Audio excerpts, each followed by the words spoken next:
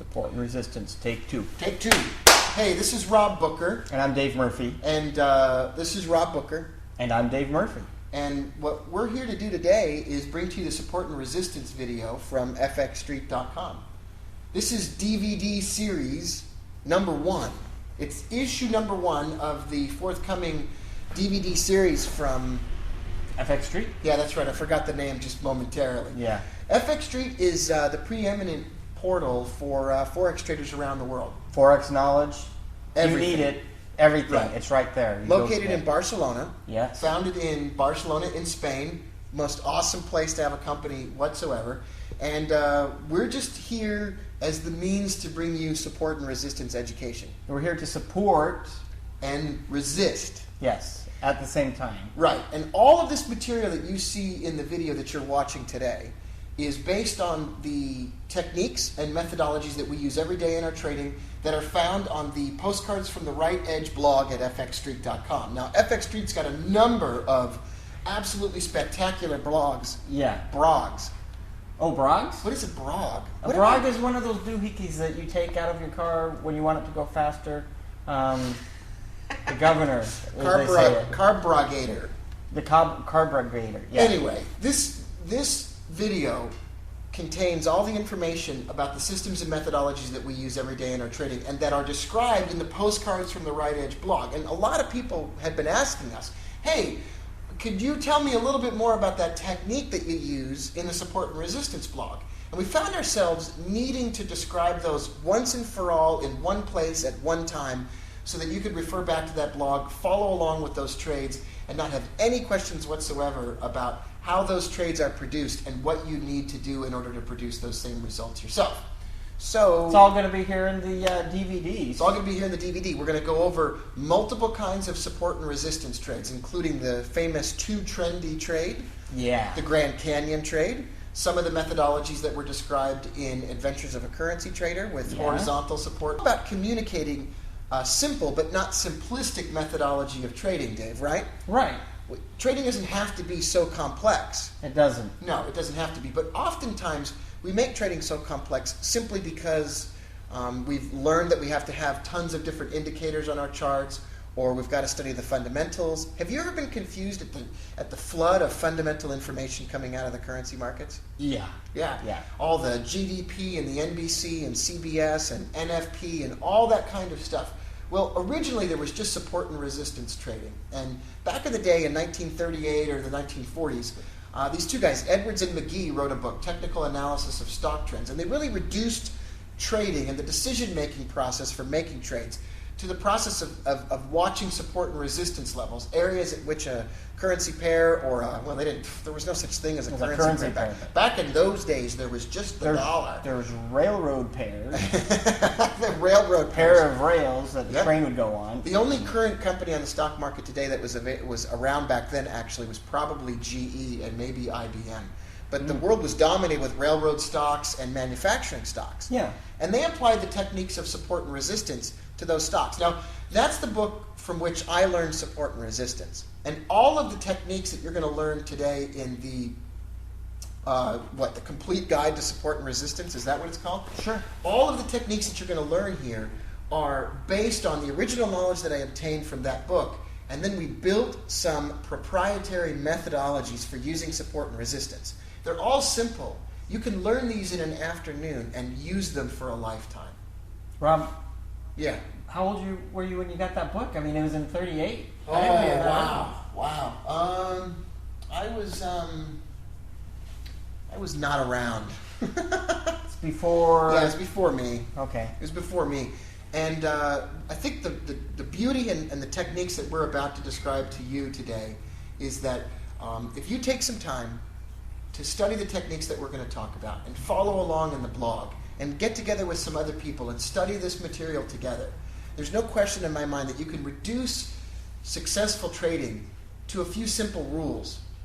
The hard part in trading is following our rules and staying on track. Yeah. But learning these rules shouldn't take you very long, and we hope to hear from you in the comments section of Postcards from the Right Edge. Well, let's get right into it. We've got a presentation. You did finish that presentation, right? Oh, you're talking to me?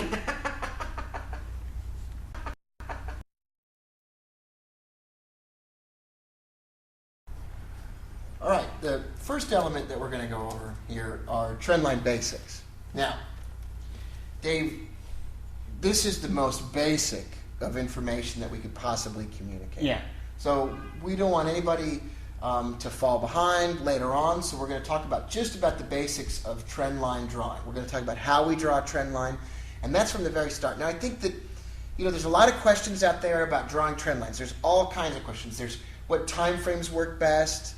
Do you use the peak or the close or the whatever? There's all kinds of questions. Now, we intend to get through all of those questions. For those of you who are already familiar with drawing trend lines, we encourage you during this portion of the presentation to actually turn on the Wizard of Oz and play the audio from this, but watch the Wizard of Oz starting 5, 4, 3, 2, 1, now. Okay. This is the US dollar, Canadian dollar daily chart. As you can see, there's white candles and black candles. In these examples, the white candles are the bullish candles and the black candles are the bearish candles. And we see this circle, that's a dot, the red dot there. You see it rising, you see the candle rose up and the wick, the highest point that the currency pair reached during that time period. And that's on the daily chart. So the highest point that the pair reached is circled in red, and then we drew the line over that mark. Right.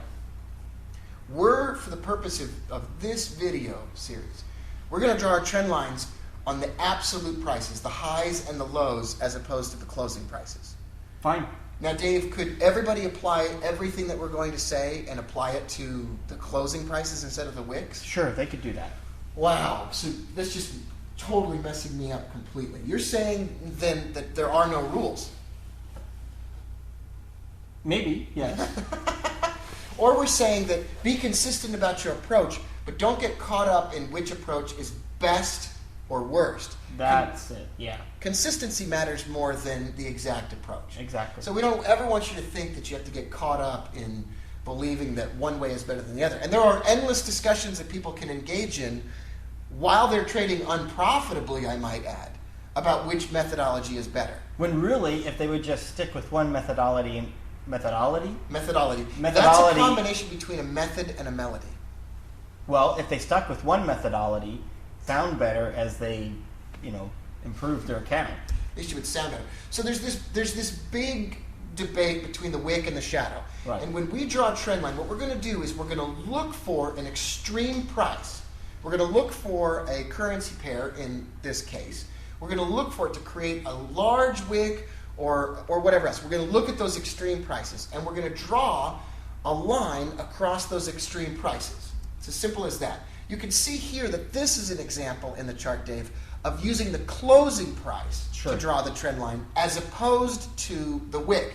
Now, some of you might already be asking, shouldn't we have two levels to draw this trend line? Well, the answer is yeah, but hold your horses, everyone. We're just going to back it up, and we're going to just stick with, that was just for people watching The Wizard of Oz, we're just going to stick with the wick. The wick and deciding that that's the level that we're going to use to look for absolute extremes. Right. Okay. That's an example, like I said, of using the candle close or the body or the closing price. For those of you who use line charts, for example, which we don't use, we could do that. Well, what is a trend line after all? A trend line is really, Dave, a line that connects two prices along the trajectory of a currency pair that show an upward or a downward slope. Okay. So, for example, trend lines could be rising up or falling down. Most of the time, a descending trend line is going to show us what kind of a trend? A trend that's going down, a downtrend. Wow. A bearish trend. Wow. I get it. I really get it now. And an ascending trend line is going to show us an uptrend. It's as simple as that, and that's obvious. Yeah. Well, the word trend originally comes from the use of trend lines. I just made that up. I'm not really sure about that.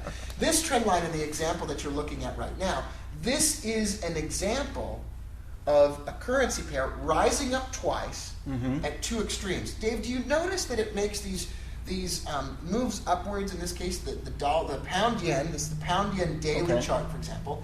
It's making these upward movements, and then it's just jumping backwards. Sure. And there are these obvious levels at which the currency pair has tried to rise up, but hasn't been able to do so. Right. It's been restricted in its ability to go upwards, and it's been forced back downwards. Now, there are hard and fast rules that we could come up with. We could come up with there's got to be on a daily chart, there's got to be a move upwards and then a move back downwards against it by 50 points or whatever. We could do that. But isn't it better, Dave, if everybody out there simply gets accustomed to squinting their eyes and finding these reversal levels? Yeah. I mean, that's easiest. You know, I could just take off my glasses and there it is. And exactly. I see it right away. Exactly. This is selling pressure. When something is obviously rising, and if it's not obvious to you, then don't worry about drawing a trend line there. Right. Let's reduce it to the most simple of discussions. If it's not obvious, don't draw a trend line. But in this instance, there's downward pressure on the currency pair. It rises up, but then gets forced back down. It jumps up and retraces. Look for spots. The first thing that you should be doing right now is go to your charts, open up your charts, and take a look. Is the currency pair being forced downward repeatedly over the past, I don't know, 2 days? Yeah, 2 days, recent time period on the daily chart? Yeah. Or on the hourly chart? Over the past 2 days, is it being forced upwards or is it being forced downwards? Do you see points at which it fell and then jumped back up? Or do you see points at which it rose and fell back down? Look for those points. We'll be doing an awful lot of this, but we want you to see this as well. Here's an example of a currency pair that had downward pressure, just like we said, the pound yen daily chart. Downward pressure rises up, comes back down. On the other hand, here's the pound yen daily, and it's got upward pressure. It's obvious to me that there were these two spots in particular where there was a longer wick, and the currency pair was forced back upwards even when it tried to fall. And so it was the lowest point along that trajectory where that currency pair decided to fall but couldn't go any farther. Right. Now, for hundreds of examples of this, you can do two things. One, you can go to postcards.fxstreet.com right now and look at the postcards from the Right Edge blog.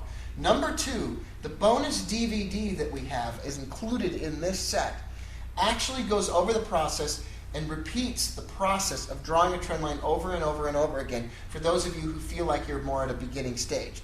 But since most of you already know what we're talking about, we're definitely going to move on right now and take a look at the first style of trading, the too trendy trade or the wombat trade. All right, Dave, this is the portion of the video where we're going to talk about the wombat trade. Mm-hmm.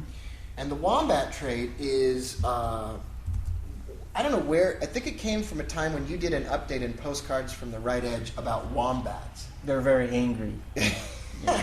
In fact, they tend to burrow down into caves and hold themselves up, and they actually burrow in. They have these spikes on their butts or whatever. They have these spiky things on their butts. So if they're followed into the cave or into the burrow, they can back up and attack with their rear. Oh wow! Now, for a minute here, I want you to imagine that when we draw these trend lines, that there's these wombat, butt stickers or whatever they are, and they're poking out, and that's the basis for the trend line. You didn't know that when I had no idea. You had no idea. That was the basis of the trend line. But if it's a spiky pair with spikes, that could resemble the butt of a wombat. Right, and I'm absolutely sure of what I'm saying about the wombat. You're absolutely sure that really is. Oh yeah, They can attack. Absolutely. And here with the rear. Here are the rules for the wombat trade, and this is too trendy. Would you say this is our absolute preferred trade? I love this trade. I trade this on long term. I trade this on the short term, and it works all the time. As my son would say, I trade that all morning. All morning. Yep, he's 3 years old. That's what he says all the time. Here are the rules. We're going to need to draw two trend lines. We're going to need a combination of two trend lines, and we'll get into what that means a little bit later. But you're going to need two trend lines. Number two, we're going to trade from one trend line to the other. From one to the other. That's all we're doing here. It's as simple as that. And then number three, we're going to enjoy sweet wombat profit. Yeah. All right. Here we go. First, we're going to set up what I like to call the baseline. And the baseline is the profit line. We're going to give you an example using the US dollar, Canadian dollar. US dollar, Canadian dollar. I hate puberty. Puberties. All right, sorry that my voice cracked. When I get excited about this stuff, my voice starts to crack. All right, we're going to give you an example from the US dollar, Canadian dollar. Here's the daily chart. No indicators. Most people have hundreds of indicators on their charts. What we're about to describe to you is a methodology that really doesn't require or necessitate all those indicators. We don't want you to have them. We don't think that they're absolutely necessary. We think that you should find your own path to profitability, but I don't think that path is littered with the remains of all kinds of specialized indicators and whatnot. No. The more complex we make it, the worse we do. Yeah, I agree. Absolutely. Sometimes there's so many indicators you can't even see the candles. Right. So we want to avoid that. Yeah. So here is a US dollar, Canadian dollar daily chart. Now this could be a 1 hour chart or a 5-minute chart, doesn't really matter, but we're going to start with the daily chart. Do you notice here, Dave, that there are 3 obvious points on the top, points 1, point 2, point 3, that are obvious reversal areas? It's clear to us after the fact that these reversal points existed. It's absolutely, undeniably the case that the US dollar, Canadian dollar tried to jump up, but then it burrowed back down into its little wombat burrow. And Don't you those like are the that spikes. analogy? Those are the spikes from the wombats behind. Yeah, and that's what we're looking at here. And we're going to draw. We're just going to draw a circle around those points right now. Great. So if you're watching from home and you've turned off the Wizard of Oz now, if you're watching from home, jump to pause the video here and get to your charts and open up a US dollar, Canadian dollar daily chart and see if you can find a few points that you can draw circles around on the top, on the upper side, where you can draw circles around where the wombat burrowed down into the ground. Yeah. And left those spikes. Just looking at the high spikes. Just looking at the high spikes. We're not going to connect them. We're not going to do anything else right now. We're just going to look at the high spikes. Well, the next thing that you're going to do after that is we're going to draw a trend line or a line across points 1 and 2. Now, if you do that, Dave, what happens to point number 3? What are the candles in point number 3 doing? Well, they've gone up above. They've gone up above that trend line that we drew. Yeah. And what I'd like to ask you to do at home is consider the fact that when drawing trend lines, the purpose of drawing these trend lines isn't to see what has already happened. The purpose is to plan something for the future. Now, if this trend line's already been broken, it's sort of been used up and spit out. The wombat's butt has poked above the ground. We don't want those spikes poking above the ground. Not interested in that butt anymore. No. Not interested. Wombat. All right. So we're going to connect points 1 and 3 instead of points 1 and 2. Why are we going to do that? Because point 3 is more recent than point 2. Is there any reason, Dave, why we couldn't connect points 2 and 3? I guess you could. You could do it, sure. Yeah. Because there wouldn't be anything poking up through that at the very edge. Right. Either one would be fine. If you connect points 1 and 3, we have a descending trend line. Perfectly reasonable and completely reliable. Absolutely 100% pure trend line beef. Absolutely fine. If you connect points 2 and 3, which we're not showing you in an image, because we're not going to use that right now, that would be perfectly acceptable, but your trend line would be more horizontal. And we're going to get to horizontal trend lines and what it would look like to draw an upward sloping trend line on a downward moving currency pair in a little while. We're going to move on to that next. But for right now, we want to see the downward trend expressed through a trend line. So we're going to connect points 1 and 3. To repeat the rules and to go back over them, open up a chart right now. Say it's the daily US dollar, Canadian dollar, or the hourly pound yen, and look for high points which led to reversals. Jumped up, fell back down, jumped up, fell back down, and connect a point from in the past to a point in the most recent past. But maybe not the current candle. I almost said compare the most recent past to the most recent future. That would have been absolutely impossible. It would be great if you could do that. The most recent future. Run for it, Morty! Like 2 minutes ahead, like in next.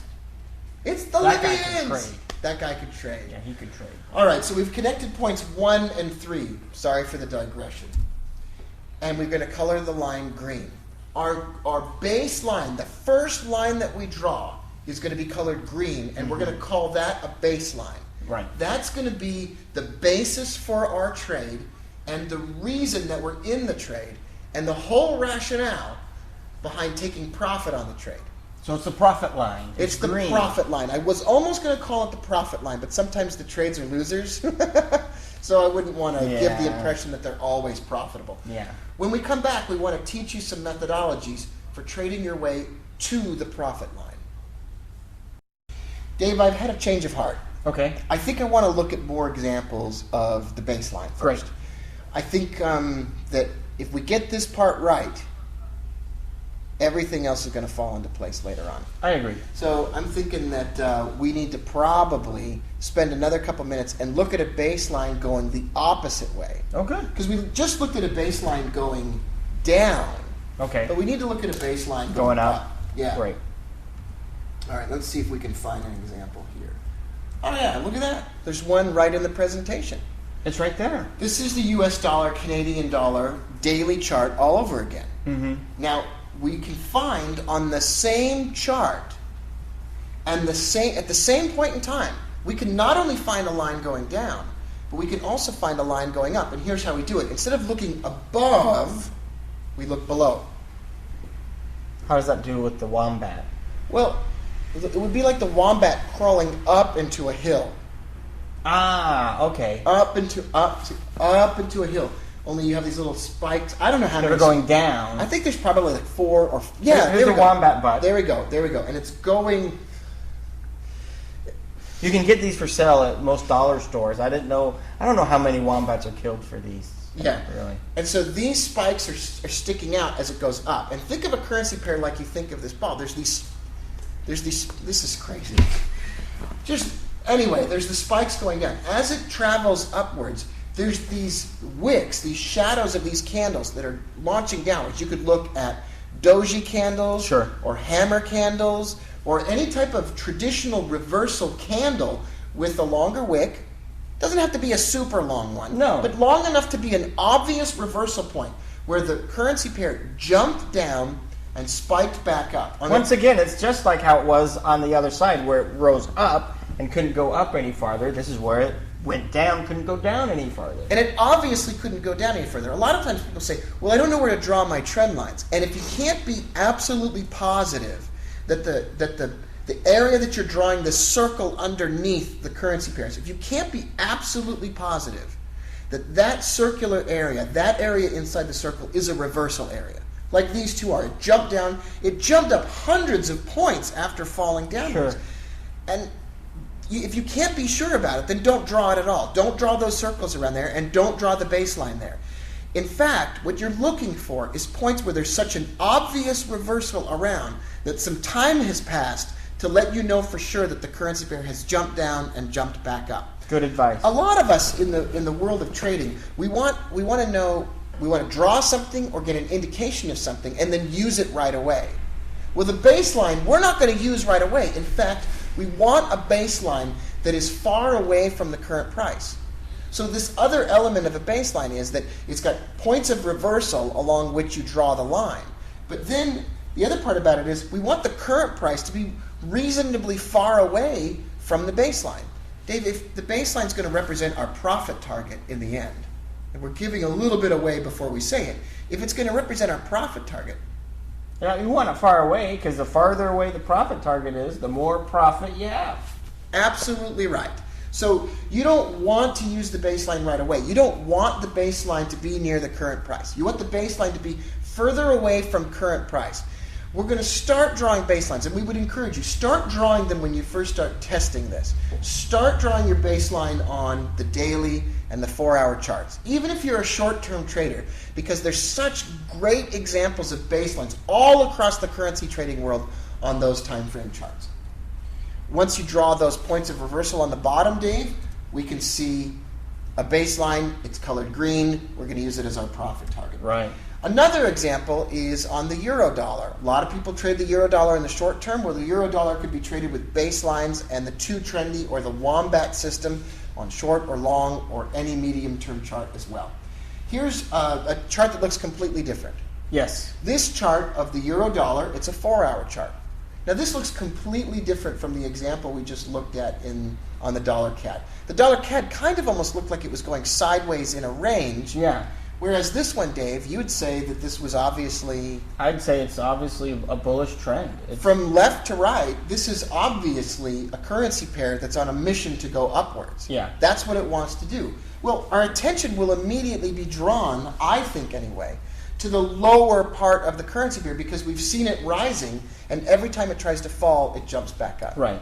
Well, here you have it. We have 3 points in particular. Now, 2 or 3 points is enough, but 4 points is great. 5 points is stupendous. 6 points is almost impossible to imagine. But two are enough. I've heard lots of people talk about, Dave, how many points do I need to draw a trend line?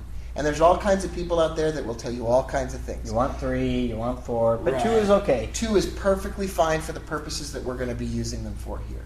And there's 3 points underneath here, Dave, where I can see obvious rejections of downward movement in price that led to a shot back upwards. We're going to draw circles underneath those levels, and then we're going to draw a green baseline underneath those circles, and then we're going to be left with a baseline that takes into account points 1 and 3, once again, because points 1 and 2, if connected, leave a massive wombat butt spike right down the middle of it. Yeah. And we don't want that. And it's not that 1 and 3 are prime numbers. It's not that 1 and 3 are prime numbers. It's simply the fact that 1 and 3 leave us with price far away from the baseline and no encroachments upon that baseline. Right. There's no breaks in it. There's no price going through it. It's a clean line without any breaks below it. And to do that, we needed to use the most recent price. Baseline example number 3, pound yen, everybody's favorite fast-moving currency pair, right, Dave? Right. All right, well, guess what? On a daily chart, we can see this downward movement price. It's obvious that from the left to the right, this currency pair has gone down. Yeah. I mean, but what's not obvious to a lot of people necessarily at the beginning is where were the points of reversal? Well, it's obvious to me that we've got 2 points that we could use here. We've got a point on the far left and a point on the far right, where the currency pair jumped up and then reversed back downwards. We draw a green line over those pair, over those numbers, over those whatever it was that I just said. Those spikes. Yeah, sorry. Over those spikes, the line is sloping downwards, and that's a trend line. It's a downward sloping trend line, and that's going to be our baseline. Price is pretty close to this baseline. Yeah, it is. It looks pretty close to this. So of all 3 examples that we've looked at so far, I like this one the least, because one of our requirements is going to be that price is reasonably distant away from the baseline. Because you want bigger profits. You want bigger profits. Baseline example number 4 from the pound yen. Well, what about both sides? What about both sides? Well, let's look at this. Daily chart, 2 obvious places where the currency pair dropped and tried to rise back up Right. again, and a baseline there, plain and simple. What about both sides? What about that? What if you had an example like we just looked at, where this actually, Dave, this baseline I just drew, that baseline is actually the movement underneath the baseline. That's the same chart. It's the same chart. Same chart. You didn't notice it at first, but you'll notice from one chart to the next, we've got a baseline that could go above and a baseline that could go below. Which one do you use? It doesn't matter. It doesn't matter which baseline you use. What you want to have is a baseline with price that's generally distant from the baseline. And in the second example, this upward sloping baseline, price is shooting away from our baseline. That's good, because we're going to use that baseline as our profit. It's really good that we see right here. It's really good that we see price moving away from the baseline. In the next segment, I think we're going to cover just a little bit more fully what the baseline really represents. All right. What's the baseline? Dave, you've mentioned already that the baseline is the profit target. Yeah. Yep, that's what it is. It's just the point at which we're going to be taking profit on these trades. Or we're going to get close to taking profit on these trades at the baseline. Right. How to set up the trade. We need an entry line. In order to set up an entry line, we've got to start with a profit target or a baseline. So we'll start with the euro-dollar 4-hour chart. Okay. On the euro-dollar 4-hour chart, we get a baseline drawn, just like we would draw any other baseline. Right. Any other baseline at all. That's what we want to do. We want to draw that baseline. It's an upward sloping trend right now. So underneath that trend, we're going to draw this support line. And we've got these spikes going downwards, and we're going to draw our circles underneath it, our green line underneath that, and boom, on the euro-dollar 4-hour chart, we're now going to focus on the most recent activity. So if you look at the chart right now, I've got this yellow circle drawn around the chart. That's the most recent price activity. Right. Excuse me. And we're going to focus on that area right there. Now, what are we going to do with that area? Well, we're going to drop down to a lower time frame and focus on that area. And that's what we've done right here. The area that you're looking at right now in front of you on the 1-hour chart, that's the inside of the yellow circle we just looked at on the 4-hour chart. What we've done is we've dropped down to a lower time frame, and we're going to do this whole thing all over again. Watch this. We're going to draw circles underneath this action. And I drew a circle underneath every single spike down that led to a rise back up. Every single time that happened, we're going to identify the lows. Great. Now, it takes a little bit to get used to this, right? This is not going to be ordinary for everybody out there. But we're going to draw another line below those pinkish, reddish circles where the currency pair dropped and rose back up. And that's simply another trend line. Right. Now there's a yellow dot all the way at the right, folks. That trend line's been completely missed. I mean, that low point's been completely missed. This trend line, or entry line, doesn't ever hit it. It's perfectly acceptable that that's the case. Because we're hoping it's going to come down and hit it. We want it to be... That's exactly right. As long as our trend line, folks, as long as our trend line isn't violated, isn't broken down through, there's all this imagery that's just terrible in my mind now that we've had these discussions. The wombat butt, the violation. I don't even want to think about this anymore. As long as the trend line doesn't have any breaks, you can draw it. We could have drawn a steeper trend line, Dave, using that yellow circular area at the right. Yeah. We didn't. It's our prerogative. We're not going to worry about how you're going to draw your trend line, but in this case, either one of those, a steeper line or a more stable line, would have been perfectly acceptable as long as there are no violations of the trend line and it's a clean line with no breaks underneath it, because we're going to need those breaks later on. We need to wait for a break. So right now we've got two lines. And that's the entry line. Right there, we've got a blue line that we call the entry line and a green line that we call the baseline. Great. What's the entry line? Well, the entry line is the do enter line. You ever seen a do not enter sign? Yeah. Right, a do not enter sign on the highway. Well, I can't. I'm sorry. Now we've got a do enter sign. Do it. Just enter. Just go on in. All right, here we go. So how to take the trade? We're going to come back after we've, sort of got ourselves back put together again, and we're going to talk about how to enter the trade. Take the trade. This is the How to take the trade. how to take the trade section. Yes. I don't know why I'm losing my train of thought suddenly. It's like, woo, later on in the day. We're going to use, as an example, the euro-US dollar. We're going to start with the 4-hour chart. Okay. And the 4-hour chart's going to contain our baseline. That's the green line, that's the profit line, and you can see here that we've drawn the baseline. You can also see that we've drawn the blue line. The blue line's on this chart. The entry line is on this chart as well. But that entry line comes from the 1-hour chart. Generally speaking, with all two trendy or wombat trades, we're going to have a higher time frame that we start with to draw the baseline, and then we're going to drop down to the lower time frame for the entry line. So it's really never going to be any different. Right. We're going to sell on a close below the entry line. So if the candle closes below the entry line, that means that if a 1-hour candle completes its formation, Dave, and the body of the candle remains down below the blue line, that's an entry for the trade. And that's a close below the line. Right. Entry for the trade. Exactly.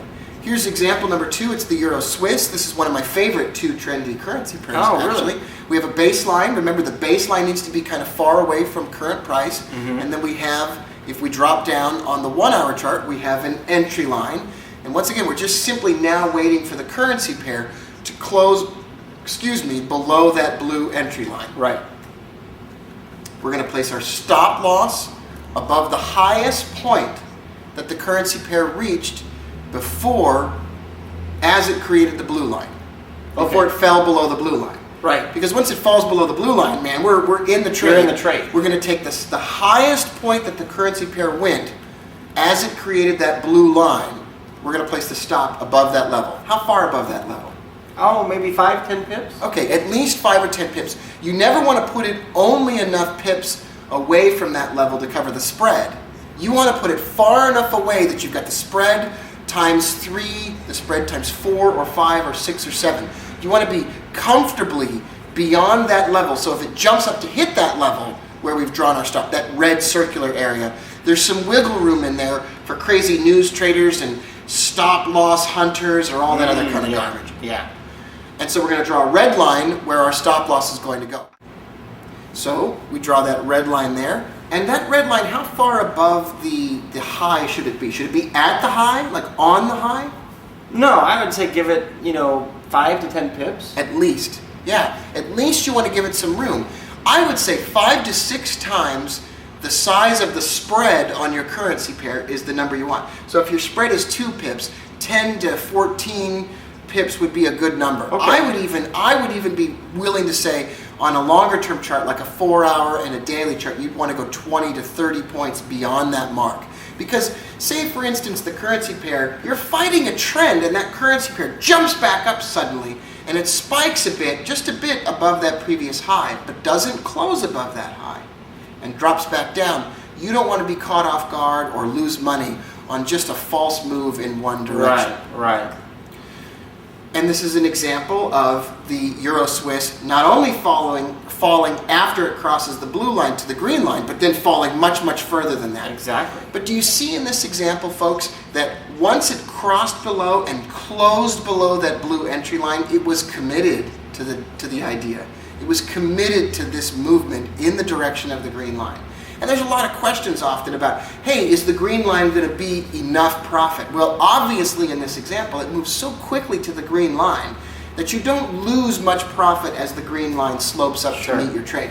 And Dave, I think it's better that the green line slopes up to meet your trade. Really? I want the market to work for me. I want it to move in my favor. I don't want to be in the market all day long. I'm just trying to get from point A to point B. It's perfectly acceptable for me that this currency pair had a trend line that was sloping up to meet my trade. Great. Sweet profit down at the green line. That's where we take profit. Now you can set some trading systems. Some automated trading systems will allow your trade to be closed automatically if the currency pair hits the green line, which is pretty cool. So that's really good. You can automatically do that. You can also, if you're going to walk away from the trade, you can set a horizontal level at the estimated distance of the green line. Now, the green line, you can simply move your chart forwards and backwards and see for every candle how far up is the green line moving. Yeah, and that would depend on the slope of the green line. Exactly, and you can just go draw a horizontal line somewhere above your green line, have that place. If you have to walk away, you could have that place defined in time. But don't be a short-term trader if you can't come back to the charts frequently enough to really benefit from it. Make sure that if you're really busy during the day and you can't watch the charts, simply trade the longer-term charts, like these 4-hour and 1-hour charts, and then it really doesn't matter because it takes 5, 6, 7, 10, 15 hours for it to reach the green line. So nothing's going to happen so quickly that you have to be right there for it. What I like about trading this way is that, trend lines are, to me, eternal. And they've used them forever, and we can use them forever. Right. So this works on long term, works on short term. It's a flexible method, and if you don't have a lot of time during the day to watch it, then don't trade on the short term. But if you do trade the short term charts, if you're a scalper or you're used to having a completed trade every hour or even more frequently than that, take a look at these setups like we just looked at. Take a look at them even on the 1-minute and the 5-minute charts. Draw a baseline on the 5-minute chart and take your trade on the 1-minute chart. We'll take a look at what those look like a little bit later in the bonus materials. This trade that we saw on the Euro Swiss, the entry was at 1.6193, stop was at 62.53, so we had about a 60 pip stop and the profit target was at 61.20. So we had about a 60 pip stop loss in exchange for a 70 pip profit Totally acceptable. Yeah. Better than 1-to-1 risk to reward ratio. Would we like that risk to reward ratio to be even better? Sure. Absolutely. Sometimes your blue line and your green baseline will be so far apart that your risk to reward ratio can be much better than that. Example number 3 comes from the pound yen. We have a green baseline on 2 very, very small drops downward, and then obviously the currency pair jumped upward. Sure. And then we have a blue line, Dave, that's actually not connected to the green line. Yeah. Does the blue line have to originate in a point in time from the green line? Well, I guess not. No, there's no reason why that would be the case. There's nothing magical about having the blue line emanate from or originate from the green line. I suppose really what you're looking for is to find where a trend once was going and how it now is steeping. Yes. Steeping, is that a word? Yes. How it's going steeper, and you're just following that steeper Right. trend, waiting for that to break and going back down. We're waiting to for the steeper trend to fail and take us down to the longer term trend line. Well, let's start in this instance from the 1 hour chart on the pound yen.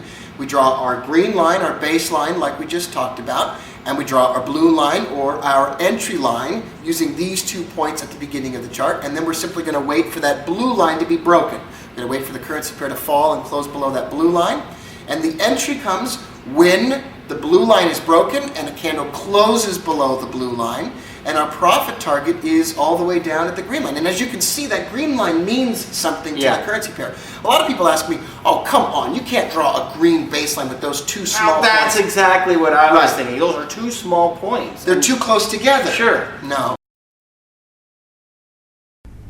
All right, when we last left you off, we were, not you. We talked to you about the fact that even though those lines are really close together on the baseline, that didn't make any difference at all. The currency pair, once it broke the entry line, really knew its way down to the baseline. Now, for those of you who haven't been following the Postcards blog, it might seem at first that you might have questions such as how often does this happen? How reliable is it? And as we go through some of these subsequent examples, and as you watch the bonus DVD, we really want to indoctrinate you to the fact that this is infallible and it's absolutely impossible that you'll ever lose money. Right. Okay. Why don't we move on? Once again, we want to review... Wait.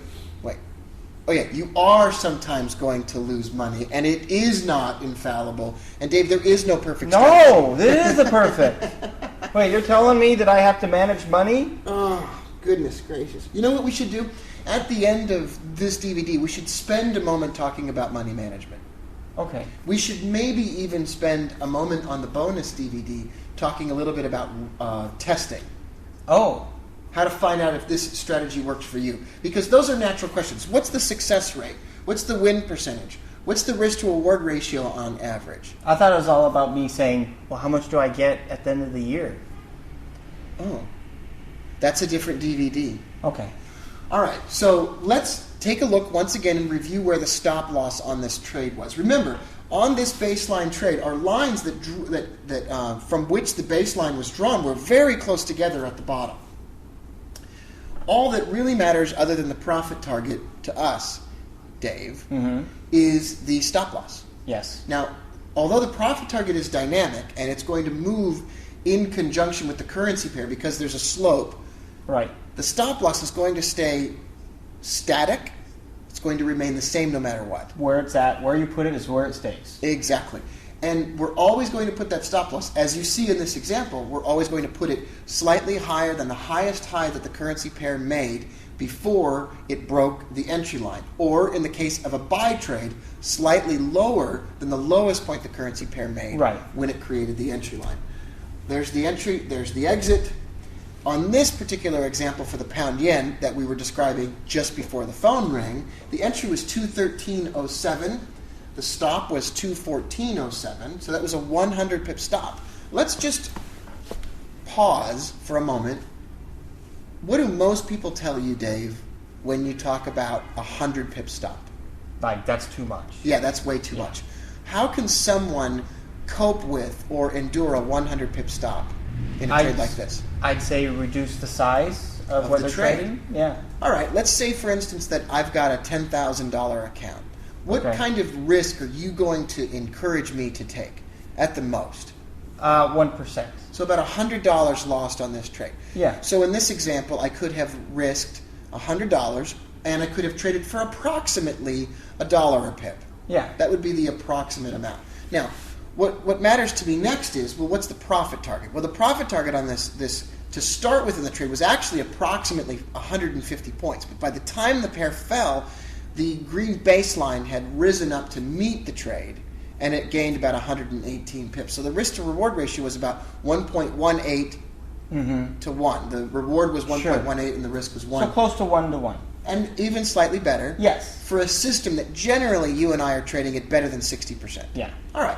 That might give you an idea of some of the basic statistics that we're talking about when we discuss this system. But let's look at another example. To look at this extra example, we're going to talk to you about an advanced technique. Do you think they're ready for it?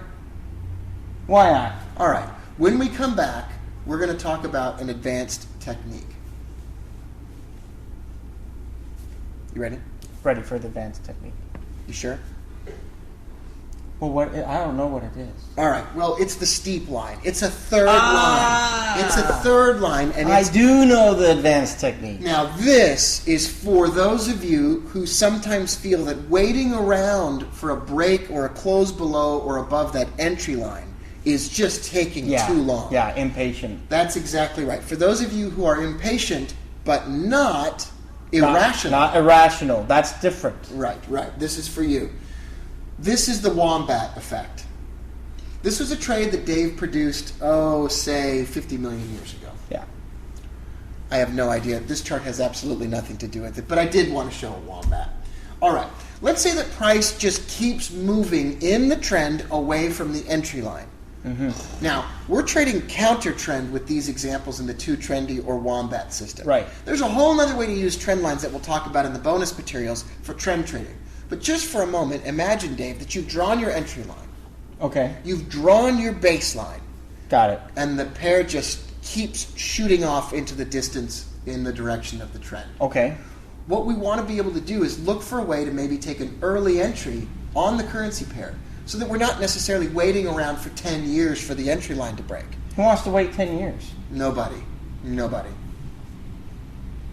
So price is moving away from the entry line. Okay. We identify new anchor points or new lows or new red circle locations, new pivot areas where there's been a pivot, just like a basketball player turns on his feet. Even though he can't take a step, he has to turn on his feet. The currency pair pivots around. I want to do that again.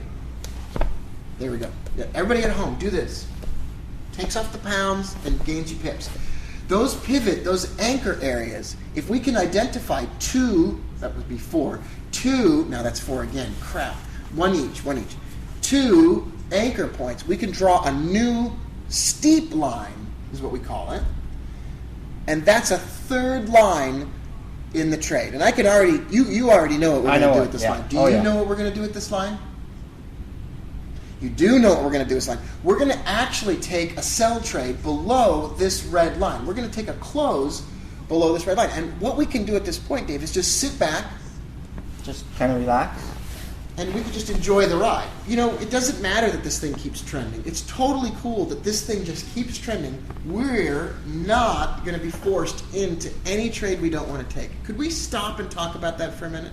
Let's talk about that. The whole point to trading successfully, I believe, is getting to the point where we're not preoccupied and totally consumed with the object of trading frequently or trading all the time. Now, so we can relax a little bit and just wait. Just wait. Just wait something out. There's all kinds of techniques out there. And this is just one set of techniques. And it's one of the simplest and more powerful techniques that we use. There's a powerful, it's like I'm going through puberty again. But what really matters is that we don't get so preoccupied with taking a lot of trades that we have to trade immediately. That we can't just sit back and let this thing trend. A lot of people say, well, shouldn't there be a way for us to take advantage of this trend and trade with the trend? Well, trend trading is another part of support and resistance. Yeah, exactly. That's another part of support and resistance. But in the meantime, if we're just waiting for some counter-trend trades, and we can patiently sit back and let time take care of the rest, it doesn't matter if this thing keeps moving in the direction of the trend. Eventually, it's going to break one of these lines. We're going to take the trade and we're going to ride it down. Or if it's a downward trend, we're going to ride it back up. Right. Every trend eventually comes to an end and is no longer your friend. So the trend is your friend until the end. When you're on the mend. When you're on the mend. And have the bend. Yes. We're going to sit back and enjoy the ride until this red, steep line is broken. And that's going to take us to our next advanced technique. Right. The stop loss. I want to make sure that we understand sort of how this works, how this concept of the stop loss works. Why don't we take a small break so everybody can get up and stretch their legs and do some calisthenics, and then we'll come back and talk about the stop loss. Okay. All right.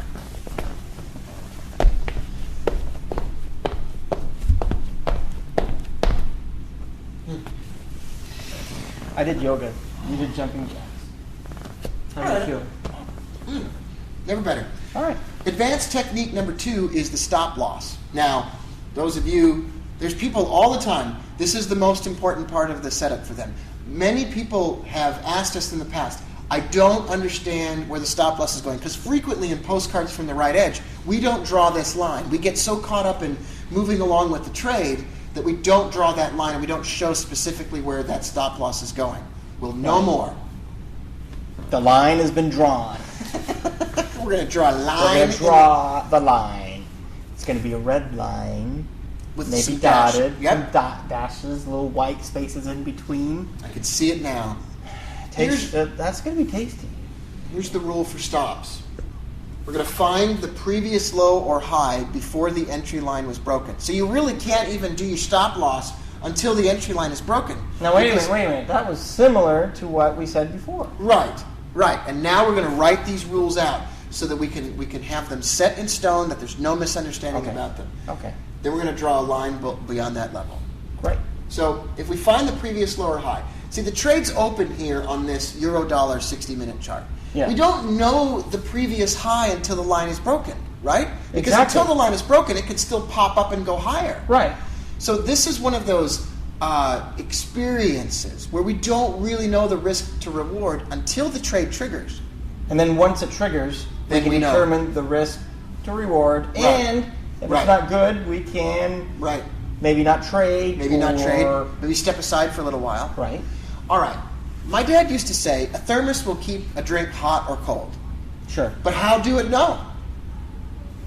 How does a thermos know? So a trend line can create a trade with a stop loss. But how do you know? You don't know until the trade starts. You need the trade to have the stop loss. And in order to have the stop loss, you need to have a trade. Sounds good to me. All right. So this trade is open on the euro-dollar 60-minute chart. Now what we're going to do is we're going to find the previous high. In this case, it's just slightly above where we were before. The trade kind of entered at about $1.55 even, and the high was around $1.55.75. All right. We draw a line, a nice, red, juicy, dashed line right across the top there. What did we say before? About 10 to 15 to 20 pips above that high? Right. Or maybe, what would you say, 2 to 5 times the spread? Or the spread. something like that? So never less than 5, and never really limited to any upside. I mean, you want to give yourself a buffer zone. Sure. Buffer. Once that line is drawn, we know exactly where our stop loss is. We can plug that into our platform. We can walk away knowing that our trade has a determined and definite risk. We know exactly how many pips we're going to risk. Mm-hmm. We know exactly then how many dollars we're going to risk, and we know what percentage of our account that is. Ouch. This one stops out. Yeah. The fact of the matter is, even the ones that look spectacular can stop out. And as we talk about stop losses, maybe it's time to sit back and have another fireside, father to son to father-daughter trader chat thing. Sure. Not all of these are going to win. And in particular, Dave, sometimes when a trade looks miraculously awesome, Yeah. aesthetically pleasing, Yes. the trend lines are smooth, the currency pair breaks it clean and simple, there's 2 anchor points on each trend line. Sometimes those are the worst trades. Just doesn't work out. Do you remember back to that pound-yen trade with the 2 anchor points at the very beginning of the baseline that looked stupid? It looked stupid. That was the best trade we've seen so far in these examples. This euro-dollar trade looked great, but secretly beneath the skin, it was a horrid mess of a monster. So is there any foreshadowing or subtext to that statement? It only means that what we think looks great might not. Okay. That we can't just depend on aesthetics. That we've lived as a society all around the world to appreciate beauty, to despise ugliness, to drive fast cars and neatly shaped cars and all that kind of stuff, and wear nice clothes. And it's no different. And this is serious. Yeah. That we've come to determine that something must look aesthetically pleasing in order to be acceptable. But that's not always the case. Look at us. We're not aesthetically pleasing. And we're even married. Right, and you bought this, not to each other. You bought this DVD, even though we're two of the ugliest currency traders on the planet. Listen, it doesn't come down to aesthetics. Be careful. Don't ever believe that because a trend line trade looks better than any other, that it deserves a certain greater amount of risk. Never base your risk on how confident you are based on how it looks. That's what everybody else does. You can get burned and stopped out on the best looking trade. I hope that brightened everyone's day. Yeah. All right. Just like I got burned one time in high school by that one girl. Oh, one time? Let's take a break and go to advanced technique number 3. Number 3 when we get back again.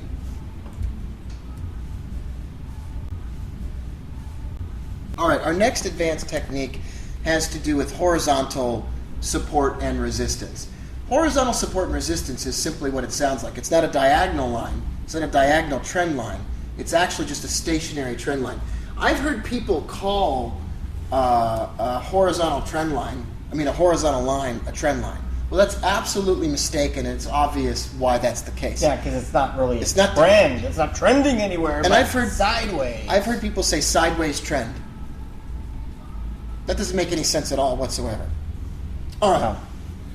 Sometimes, if you have no baseline, or your baseline is incredibly far away, you can use what we like to call a horizontal line as your profit target.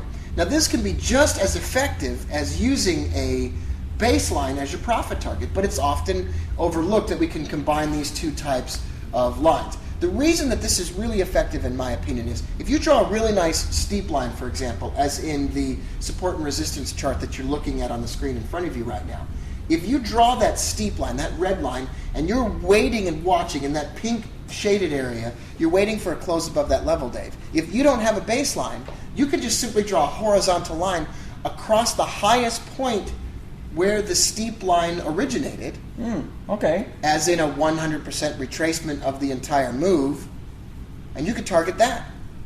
Nifty. That's totally nifty. What this does for a trader is it provides them a definite place in time that the profit target is at. So you could have a definite stop loss and a definite profit target and walk away from your trade completely and not have to shift anything around at all. Which is very nice to do. Totally convenient. Now, the reason we use baselines more frequently than horizontal lines is simply because we've had more success personally using the double trend lines or the two trendy system. Yeah. But this is a variation of the two trendy, and it's really kind of a one trendy system. Yeah.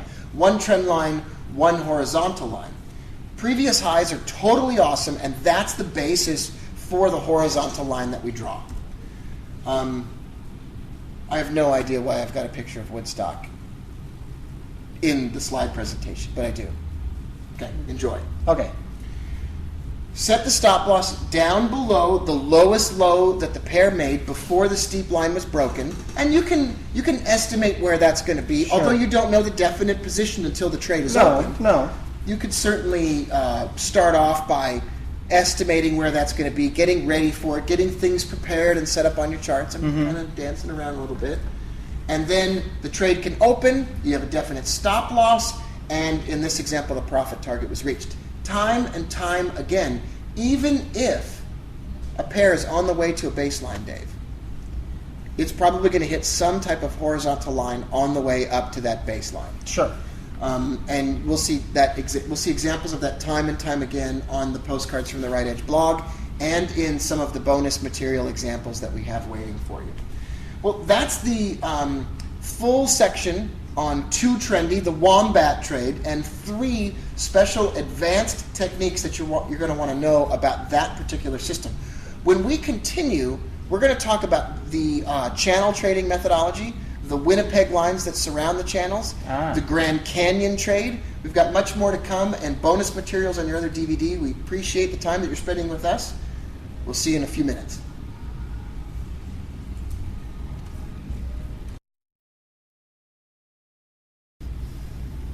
All right, what we're going to talk about next is one of our favorite trading strategies that in the Postcards from the Right Edge blog, it's July right now. We really haven't revisited this technique in quite some time. It's been a while. It's been a while. However, it's been one of the most powerful techniques that we've ever used, and it's a strategy that hundreds of traders that we've worked with all over the world continue to use to this day. In fact, channel trading in particular is one of the most popular methods of trading that we've ever taught. Yeah. And the reason that I like it so much, Dave, is that channels are relatively easy to draw, but they don't happen or occur very frequently. So if you're the kind of trader that doesn't want to be constantly monitoring the charts and looking at them forever, and you want a strategy that kind of is meant for more patient traders, well, this one's for you.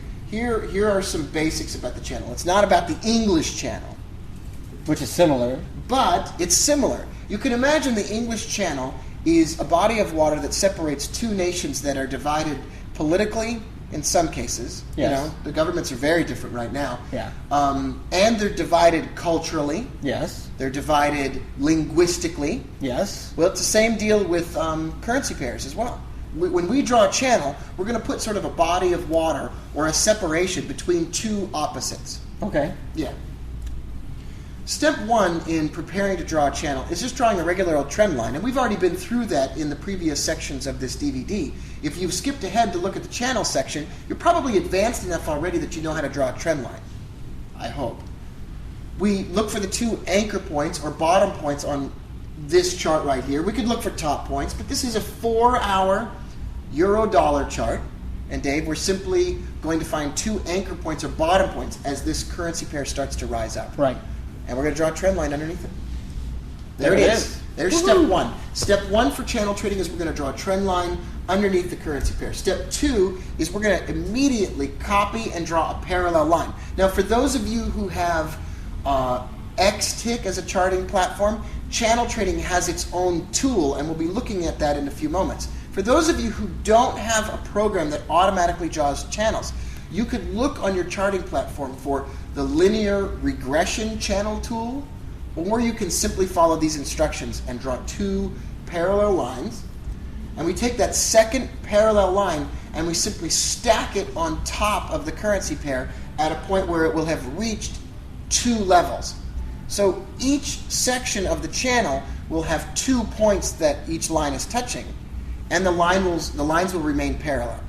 Can one line or the other, Dave, have some movement through it? Can it have some slight currency pair movement through it? You know, that's a good question, because I think if it's parallel, sometimes it's going to have that. Yeah, there's no way to avoid it, really. Yeah. Occasionally, to draw a parallel line, you're going to have a slight amount of movement above or below one of the lines that you've drawn. That's perfectly fine. It's totally acceptable. There's no reason why you should be ashamed of that. It's natural for every once in a while. Okay. And that's how a channel looks after we've drawn those parallel lines. Now, there's these funky lines in the middle. And we'll talk about those funky dotted lines in the middle. We'll talk about those in a moment. But what we'd like you to do is stop where you're at right now in the video. And we'd like you to open up your charting platform and just give it a go. Draw 2 parallel lines. We'll take a look at it. Let's go up and take a look. All right.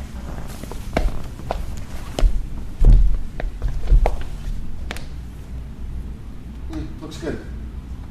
Well, I see 2 points below, and they've got. Yeah? Okay, they're good. Yeah, all right. All good. Okay, so obviously you've caught on real quickly to this, and good work. What we want to emphasize is that you've done a good job. Yeah, and we're proud of you. the real point here is, how is anybody going to ever become great at drawing a channel? Drawing a channel can be, initially, one of the easiest things to do because you're simply drawing one trend line, and then every time you draw a baseline, You have a parallel line above it? Make or a parallel. below it? Yeah, exactly. Just like you said, have a parallel line. Let me say it again. You'll have a parallel line above it or below it. Woo! How does somebody become great at this, though? I mean, how does somebody... Initially, all support and resistance trading seems simple, but when someone approaches it on their own without someone else around that knows how to do it, it's difficult. How does someone become great at this? Okay, first I think it deals with the family and having good parents. No. Then maybe scholarships, government intervention if it's necessary, and Early then childhood it has to, education? and it has to evolve from the city or the village helping you draw the trend line. It takes a village to draw a trend line. Thanks, Hillary. Now back to our regularly scheduled rational program. David takes testing. Practice. No one's ever going to Yeah. become good at this without practice. Yeah. Now, what we're going to demonstrate in this next example is we're going to take a video tour of drawing some channels, some trial and error, because in the bonus materials, we're going to look at some actual trades with channels. But in this next video example, we want to actually guide you through the process of drawing a channel and showing how there's some trial and error involved, and there's some moving of the lines around, and it's really a process that's it's not immediately apparent. You've got to work through it. Right. Yeah, exactly. I mean, sometimes it can look apparent, but there's always going to be some quirk here and there that will throw you off. Well, to help you with that process, we want to introduce you to a few concepts. Number one, there's an ascending channel. That's an upward trend. I always consider upward trends actually sections of a currency pair's movement outside of which,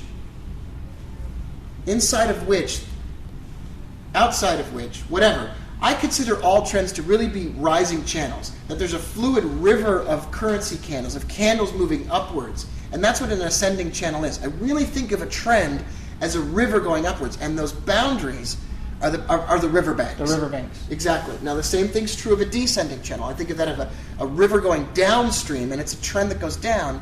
And almost every trend that I look at, I try to picture in my mind, are there river banks here? Are we traveling within some boundaries? Just as it's difficult for a river to overflow its banks, it's difficult for a currency pair in a downward trend to overflow its banks in either direction. Right. And here's a sideways channel. Exact levels are not always necessary, and as you can see here, the currency pair is poking just above the top and just below the bottom. That's not necessarily as important, and it's not a big deal as it was when we were drawing baselines and entry lines. With baselines and entry lines for the two trendy system, we were exact. Yes. We didn't like to have any breakage in our lines. But with a channel, all that flies out the window, and we're going to be a little bit more forgiving because we're looking at something in a trend, and we're going to be slightly more forgiving about the structure of those lines. Great. All right. Well, last of all, we want to talk about what fibbles are. What are these lines in the middle of the chart?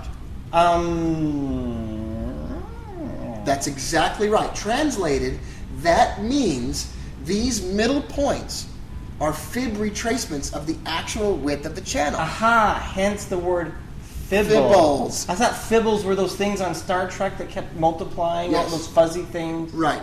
Well, a few years back, Maxwell Fox, who traded this system and helped me work on it for a year and a half or so. Yeah. Years ago, he gave the name fibbles to these lines because they're levels which are based on Fibonacci numbers. Got it. The midpoint is the 50% midpoint of the channel. If you know that a channel is 100 pips wide, your midpoint is 50. Your upper fibble is 62, and your lower fibble is 38. And those Makes are sense. your fibbles. Those are midpoints in the channel, and price tends to consolidate in the midst of those midpoints or those fibbles. And those are going to become essential when we do the bonus materials and show you how we trade this. But let's take a break right now, Dave.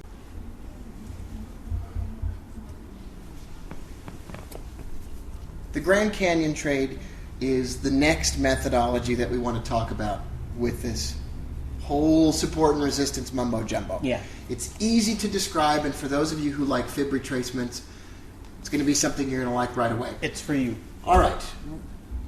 We called it the Grand Canyon because sometimes a currency pair sort of falls off a cliff. Yeah. Or it goes so steep and so long that I can't even find a baseline for it. I can find an entry line, or I could find a really steep line, but I can't find a target for it.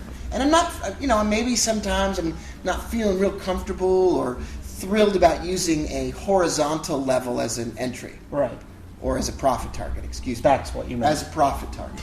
So what I'll do is I'll depend on our good friend Leonardo da Fibonacci or whatever, and I'll draw a fib retracement of the move, the recent move from start to finish. Okay.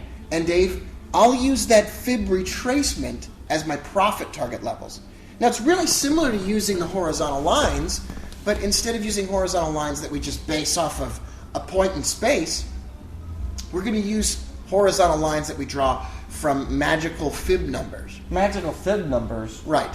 work really good. So in this example of the pound Swiss 1 hour chart, we can draw an entry line and take a trade when the pair closes below that entry line. But we can first target the first fib level that's below that, the 236 mark, the 23% retracement. Then, if it reaches the 23% retracement, what I like about the Grand Canyon methodology is in the same way that there are those levels inside of the Grand Canyon where different types of rock formed over all the centuries or whatever. Yeah. Just in that same way, each level that we make it down to allows us to move our stop loss a little bit closer. Okay. And move our profit target a little bit farther. So if we make it to the 23% retracement, we can move our stop loss to break even and target the 38% retracement. Then if it reaches the 38% retracement, we can move our stop loss down to the 23% retracement and target the 62% retracement. If it reaches that, then we move our stop down to the 38%. We're protecting profit as we go. And we're increasing the likelihood that even if it reverses on us, we're not going to lose a great deal of money. Now, wait a minute. I like that. Yeah. Sounds really good. Yeah?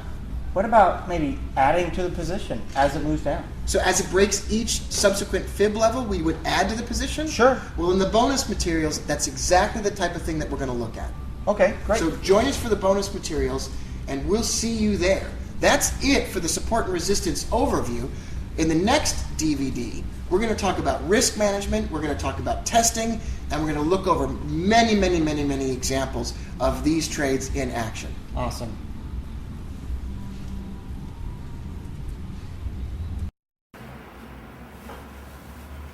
Sweet.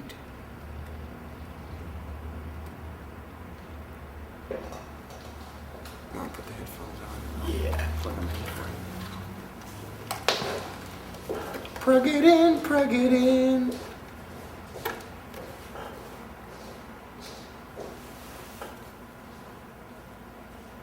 Doesn't sound for you. Oh, this is turned down. This is turned down, right? Yeah.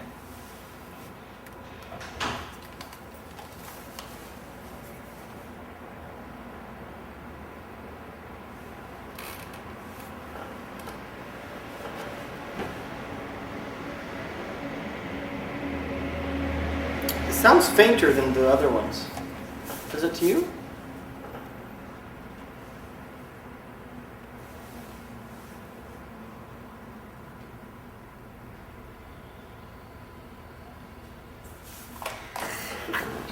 Massive wombat butt spike.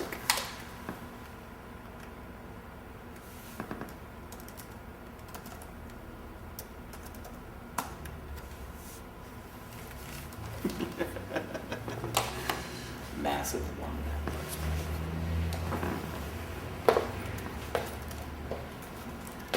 Can I turn on the AC real quick? Yeah, let's get it on and let's just make sure we're on track here.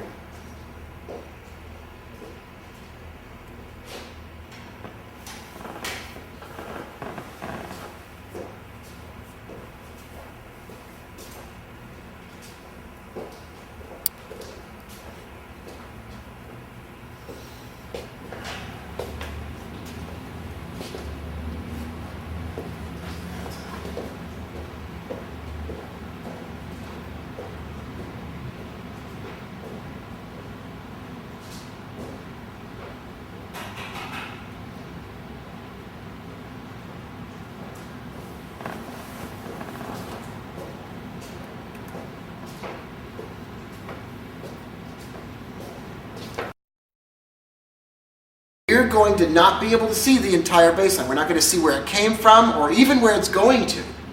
We're only going to be able to see a close-up on this price action that we just talked about. Okay.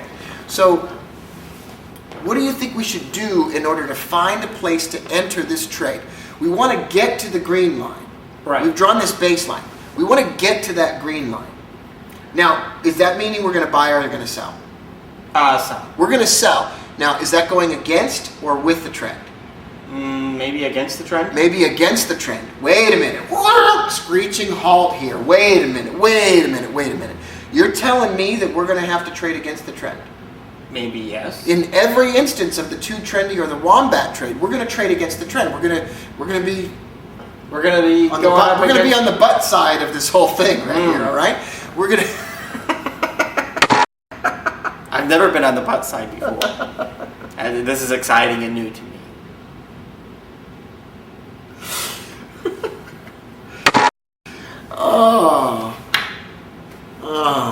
All right. I don't know if we'll edit this out or not. I don't. But this is a counter trend trade, is what we're really saying. They say the trend is your friend until the end, and this is how you trade the end of the trend back to profit.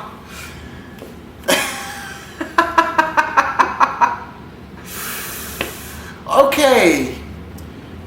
Why don't we, Dave, go right back to the very beginning of what we were just saying, and start it over. Okay. What's the baseline, Dave? The baseline.